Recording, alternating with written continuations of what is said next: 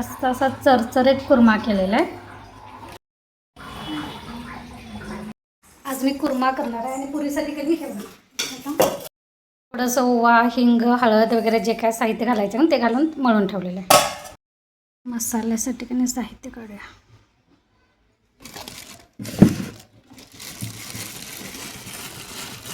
कोथिंबीर, कांदा.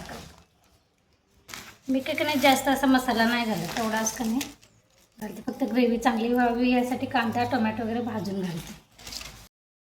आता वांग्याची आमटी फोडणी लागूया.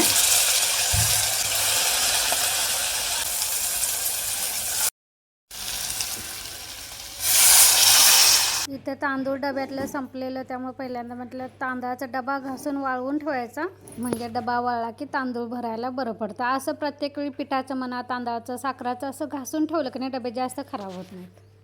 तोपर्यंत इथं चावीला पाणी आलं होतं. म्हटलं घरच्या कुंड्यातनं पण पाणी घालायचं होतं, ते सगळं बाहेर नेऊन ठेवलं.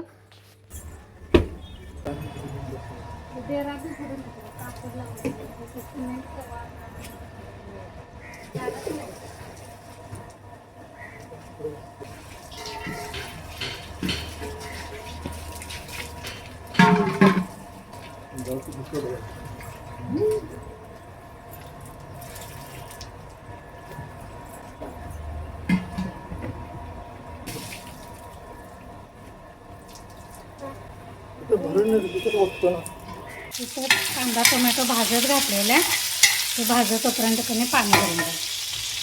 इथं प्यायचं पाणी भरून झाल्यानंतर सगळ्या कुंड्यांना, झाडांना वगैरे पाणी घातलं, सगळं दार वगैरे धुवून घेतलं. कारण पाणी आल्यानंतर कधी हे सगळी कामं आवरून घ्यायला लागतात. देवाचं वस्त्र धुवायचं होतं, त्यानंतर चपाती वगैरे ठेवलेले कापड वगैरे सगळी धुवून घेतली. आणि इथं मला कुर्मा करायचा होता, त्यासाठी कधी मी असं फ्लावर आणि बटाटा तेलामध्ये फ्राय करून घेते. हे असं थोडंसं तांबूस कलरचा डाग आहे तोपर्यंत भाजलं का नाही त्या कुर्म्याला चव पण चांगली उतरते. आणि ते वाटण वगैरे मी बनवून घेतलेलं आहे. आता फोडणीला टाकून घेऊया.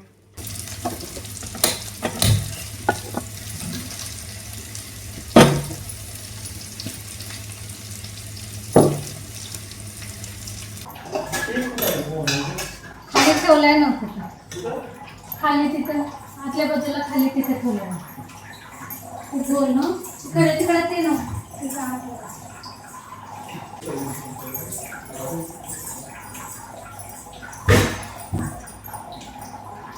मस्त पैकी कधी आता पुऱ्या करून घेऊया. गरम गरम नीला फुट लागल्या. अजून झाडू झालेल्या फरशा पुसायचे, भांडी घासायचे, ओटा आवरायचा. की आवरच तोपर्यंतच दुपार होता, तोपर्यंत बाळमामाला जायचे करायला. आज उद्या जागर आहे बाळमामांचं, म्हणजे उद्या 15 तारीख आहे ना, उद्या जागर. म्हणजे ज्यांना कुणाला बाळमामाला यायचं असते की नाही त्याने उद्या जागरा दिवशी या, किंवा 16 तारखेला महाप्रसाद असतोय, तर महाप्रसाद घ्यायला आलं तरी चालतं.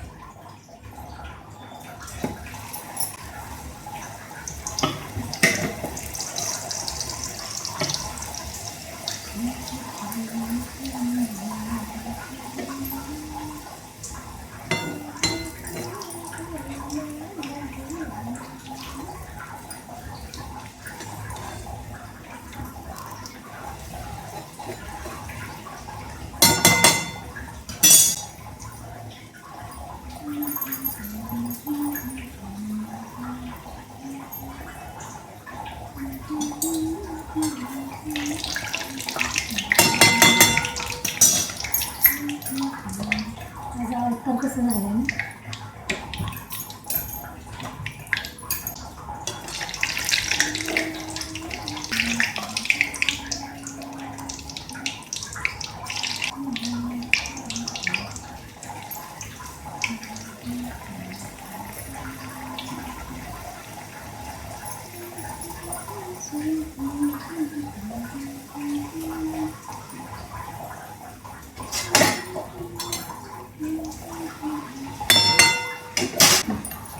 अशी पुरी फुगली तरच बरं वाटतं.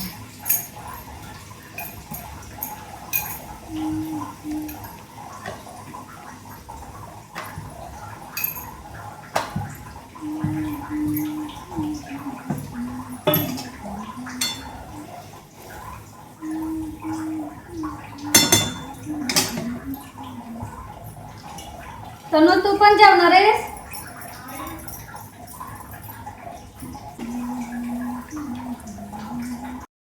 हे बघा मस्त असा चरचरीत कुर्मा केलेला आहे. इथं नीलला पण भूक लागलेली त्यामुळे पहिल्या 2 पुऱ्या केल्या, देवाला नैवेद्य दाखवलं, त्यानंतर त्याला जेवायला वाढलं, त्यानंतर बाकीची सगळी कामं आवरून घेतली. फरशा वगैरे पुसायच्या होत्या त्या मी 3:30ला कधी थोडीशी भांडी बेसिनमधली घासली, त्यानंतर फरशा वगैरे सगळ्या पुसून घेतल्या. संध्याकाळच्या चपातीसाठी पीठ मळून ठेवलं आणि आता आवरून बाळमामाला चाललेले.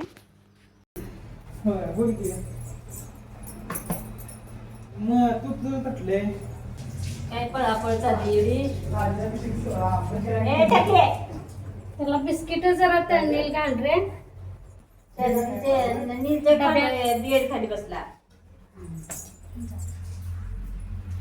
नीलू तर सकाळच ना 10 वेळा त्याचा आवडते आणि तो पण काम लागते मग आता ये म्हटलं बाबाच नाही सांगितलं ते खाऊच्या डब्यातच पारलं. आणि 7 वाजता केस कापाय जाणार आहे. मी जाणार आहे केस कापाय. आम्ही नाही आता मी तुम्ही आल्याला लगेच जाणार नाही तर मग आताच थांबणार जाऊन केस 2 दिवस जायला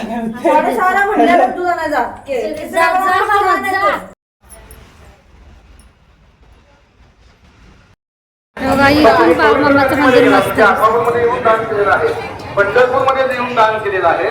एक दान केल्यानंतर तुमचं अनंत जन्माचं पुण्य त्या ठिकाणी प्राप्त होत. हे अन्नदानाचे प्रकार आहेत. पण ज्याच्याही पलीकडे जाऊन आता भूदान केलेलं नाही, गोदान दिलेलं नाही, सुवर्णदान दिलेलं नाही, अन्नदान केलेलं नाही, मग संतांनी असं कोणतं दान केलेलं आहे? सगळ्यात श्रेष्ठ अन्नदान केल्यानंतर आज माणूस जेवला त्याला उद्यापर्यंत भूक लागते का नाही?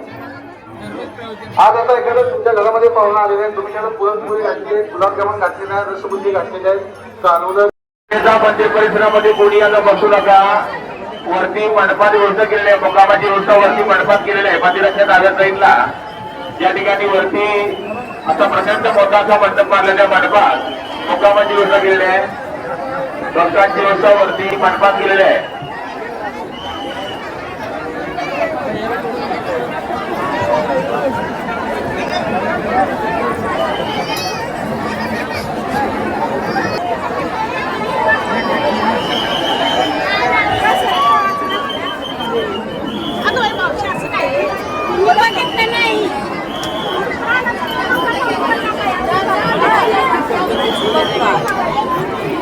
तिकडे